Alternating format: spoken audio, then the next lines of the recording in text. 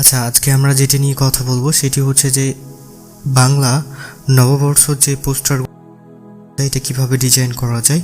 অনেকে আমাকে ফেসবুকে, আমার ফেসবুক পেজে আমাকে রিকোয়েস্ট করছিলেন যে পহেলা বৈশাখের পোস্টারগুলো কিভাবে ডিজাইন করতে হয়। অনেকগুলো ভিডিও দেখছি কিন্তু কোনোভাবেই পারছি না, তো সেটা নিয়ে আজকে কথা বলবো। অবশ্যই ফুল ভিডিওটি মনোযোগ সহকারে দেখার চেষ্টা করবেন। ফিরছি ইন্টার পরে।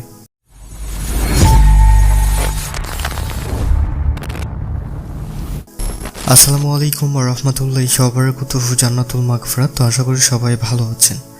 আজকে আমরা যেটা নিয়ে কথা বলবো সেটি হচ্ছে যে বাংলা নববর্ষ যে পোস্টার ডিজাইনগুলো আছে এই ডিজাইনগুলো কীভাবে করতে হয় খুব ইজিলিভাবে আপনাদেরকে দেখানোর চেষ্টা করব। অবশ্যই ফুল ভিডিওটি মনোযোগ সহকারে দেখার চেষ্টা করবেন। আর একবার দেখে না বুঝলে দ্বিতীয়বার ভিডিওটি দেখবেন, তাহলে বুঝতে পারবেন। তো প্রথমত আমাদেরকে একটি সফটওয়্যার ডাউনলোড করে নিতে হবে। আমরা গুগল প্লে স্টোরে চলে যাব। দেন গুগল প্লে স্টোরে এসে আপনি এখানে পিক্সেলল্যাব লিখে সার্চ করবেন। এই যে সফটওয়্যারটি ডাউনলোড করে নেবেন আপনারা। এই সফটওয়্যারের মাধ্যমে আমরা পোস্টার ডিজাইন করব। এক্সট্রা আরেকটা সফটওয়্যার আপনি ডাউনলোড করে নিতে পারেন, রিমিনি সফটওয়্যার। রিমিনির কাজ আপনাকে দেখাবো। আপনার যদি কোয়ালিটি কমে যায় পিকচারের, সেই কোয়ালিটি একদম এইচডি ভাবে বানাতে পারবেন, সেটা আমরা ভিডিওর মাধ্যমেই দেখাবো। তো প্রথমত আপনি পিক্সেলল্যাব যে সফটওয়্যারটি আছে সেই সফটওয়্যারে ঢুকে যাবেন। ওকে, আমরা পিক্সেলল্যাব চলে আসছি। এখান থেকে আপনারা অ্যালাউ যেতে পারে, আপনি অ্যালাউ করে দিবেন। এখন আপনাদেরকে এখানে একটা পিক্সেলল্যাব আপনাকে পোস্টার ডিজাইনের একটা পিএলপি ফাইল লাগবে। এই পিএলপি ফাইলটা আপনারা কোথায় পাবেন? আমার ডিসক্রিপশন বক্সে আমার টেলিগ্রামের লিঙ্ক দেওয়া থাকবে। জাস্ট আপনারা ওখানে ক্লিক করবেন। ক্লিক করলে সরাসরি আমার এই টেলিগ্রাম গ্রুপে আপনাদেরকে নিয়ে চলে আসবে। তারপর দেখতে পারবেন যে আমার এখানে টেলিগ্রাম গ্রুপে দেওয়া আছে অলরেডি লিঙ্কটা। জাস্ট লিঙ্কের উপর চাপ দিবেন, তাহলে এটা অটোমেটিকলি ডাউনলোড হয়ে যাবে। তো ডাউনলোড করে নেওয়ার পর আপনি আবার চলে যাবেন পিক্সেলল্যাব সফটওয়্যারে। ওকে, পিক্সেলল্যাব সফটওয়্যারে চলে আসার পর উপরে দেখতে পারবেন 3টা ডট আছে। এই 3টা ডটের উপর চাপ দিতে হবে। তো ডটের উপর চাপ দেওয়ার পর নিচে দেখতে পারবেন ওপেন পিএলপি ফাইল নামে একটা অপশন আছে। এই যে আমি করে দেখাই দিতেছি আপনাদেরকে সুবিধা অর্থে চিহ্ন দিয়ে। তো এখানে আপনারা চাপ দিবেন। এখানে চাপ দিলে সরাসরি এখানে নিয়ে চলে আসবে। আমি ডিলিট করে দিই। তো আপনার ডাউনলোড অপশানে সরাসরি নিয়ে চলে আসবে, যাতে এখানে শো করবে। অথবা যদি না শো করে আপনারা ডাউনলোড অপশানে চলে যাবেন। তো এইভাবে আপনাদেরকে শো করবে। জাস্ট এখানে আপনি একটা ক্লিক দিবেন। তারপর এখানে দেখতে পারবেন ওপেন অ্যান্ড অ্যাড লেখা আছে, এইখানে আপনারা চাপ দিবেন। এইখানে চাপ দিলে আপনার যে পিএলপি ফাইলটা আছে এখানে চলে আসবে। তো দেখেন এখানে কিন্তু চলে আসছে। তো এইখানে আপনাদেরকে জাস্ট এখন আপনাদের নিজেদের পিকচার এবং নিজেদের নাম বসাতে হবে। তো আমার এখানে দেখেন আমার পিকচার দেওয়া আছে, এই পিকচারটা আপনারা রিমুভ করে দিবেন। উপরে দেখতে পাচ্ছেন ডিলিট একটা অপশন আছে, আমি আপনাদেরকে দেখাই। যে এই যে এখানে চাপ দিয়ে জাস্ট ওকে করবেন। দেখেন আমার পিকচারটা কিন্তু চলে গেছে। এখন আপনার পিকচার এখানে অ্যাড করতে হবে। আপনার পিকচার কিভাবে অ্যাড করবেন সেটাও আমি দেখিয়ে দিচ্ছি। তো প্রথমত আপনাকে আপনার পিকচারের যে পিকচারটা অ্যাড করবেন সেই পিকচারের ব্যাকগ্রাউন্ডটা রিমুভ করে নিতে হবে। ব্যাকগ্রাউন্ডটা রিমুভ করবেন কিভাবে? এক্সট্রা কোনো সফটওয়্যার নামাতে হবে না, আপনি ওয়েবসাইটের মাধ্যমে এক ক্লিকেই ব্যাকগ্রাউন্ড রিমুভ করতে পারবেন। তো আপনি যে কোনো একটি ব্রাউজারে চলে যাবেন। তো আমি এখান থেকে গুগল ক্রোম ব্রাউজারে চলে আসছি। দেন সার্চ অপশনে লিখবেন remove.bg। এই যে দেখতে পাচ্ছেন এই লেখাটা জাস্ট আপনি লিখে সার্চ করবেন বা গো করবেন, তাহলে একটা ওয়েবসাইটে আপনাকে নিয়ে যাবে। জাস্ট আপনি সেই ওয়েবসাইটে এসে আপনার পিকচারটা সিলেক্ট করে দেবেন, অটোমেটিকলি জাস্ট আপনার ব্যাকগ্রাউন্ডটা রিমুভ হয়ে যাবে। তো এই যে দেখেন এখানে চলে আসছে। এখানে আপলোড ইমেজের উপর চাপ দিতে হবে। নিচে দেখেন আপলোড ইমেজ নামে একটি অপশন আছে, এইখানে আপনাদেরকে চাপ দিতে হবে। এইখানে চাপ দেওয়ার পর একটু ওয়েট করবেন, লোড নিবে। ওইখানে দেখেন ব্রাউজার নামে একটা অপশন আছে, এই ব্রাউজারে আপনাকে চাপ দিতে হবে। তো ব্রাউজারের উপর চাপ দিবেন।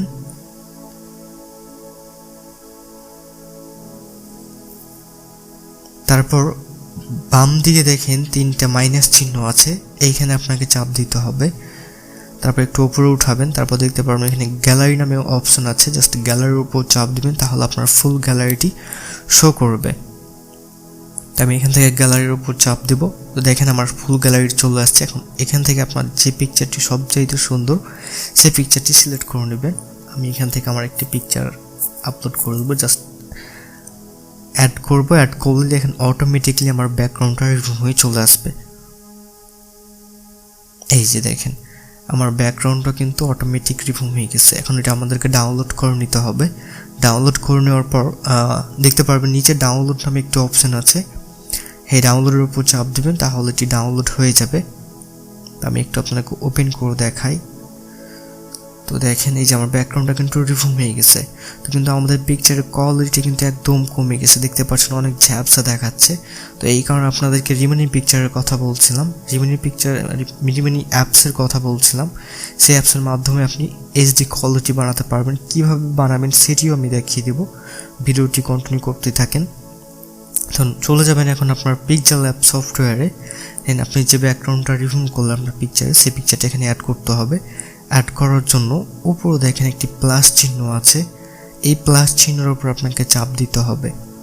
তো এখানে চাপ দেওয়ার পর নিচে দেখেন ফ্রম গ্যালারি নামে একটা অপশন আছে, আমি আপনাদেরকে চিহ্ন দিয়ে দেখিয়ে দিচ্ছি। এই যে দেখেন ফ্রম গ্যালারি, এইখানে আপনারা চাপ দিবেন। দেন আপনার গ্যালারি শো করবে, আপনি যে পিকচারটা ব্যাকগ্রাউন্ড রিমুভ করলেন সেই পিকচারটা এখানে চাপ দিবেন। এইখান থেকে আপনার পিকচারটা কাট করে নিতে পারেন অথবা সরাসরি বসিয়ে দিতে পারেন।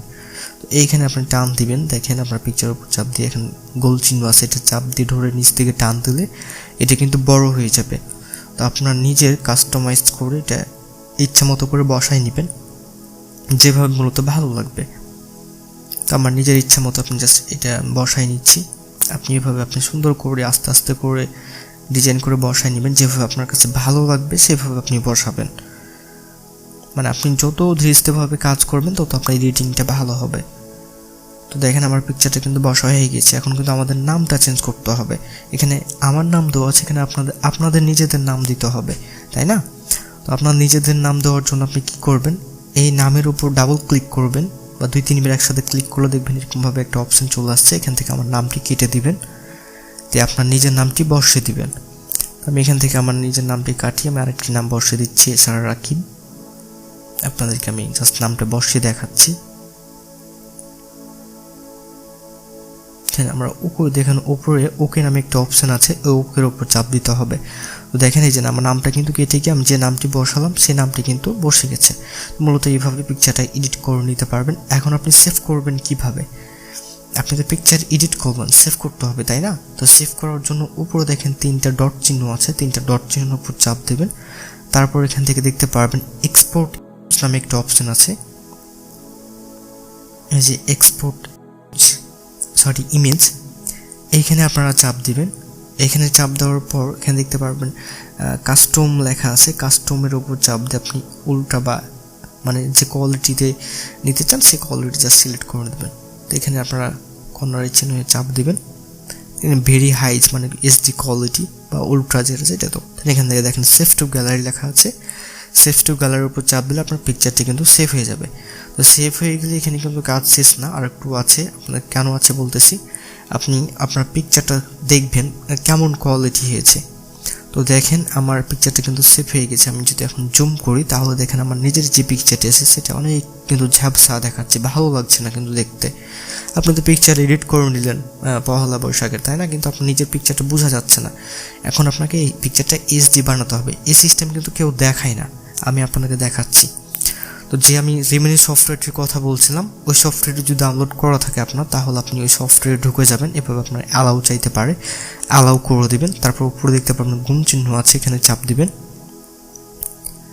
তো এইভাবে চলে আসবে আপনার গ্যালারি, যে আপনি পিকচারটা সেভ করছেন সেই পিকচারের উপর চাপ দিবেন। তারপর এখানে দেখতে পারবেন ইনহ্যান্স নামে একটি অপশন আছে, এইখানে আপনারা চাপ দিবেন। ভিডিওটি একবার দেখে না বুঝতে পারলে আবার ভিডিওটি কন্টিনিউ করে দেখবেন, তাহলে অবশ্যই বুঝতে পারবেন। তো এইভাবে অ্যাড চলে আসবে, অ্যাড আসা পর্যন্ত আপনাকে অপেক্ষা করতে হবে। এখানে 30 সেকেন্ড আপনাকে সময় উঠবে, 30 সেকেন্ড পর এখানে তারপর অ্যাডটা চলে যাবে, জাস্ট এখানে ক্লিক করবেন। তো এখন দেখেন খেলা।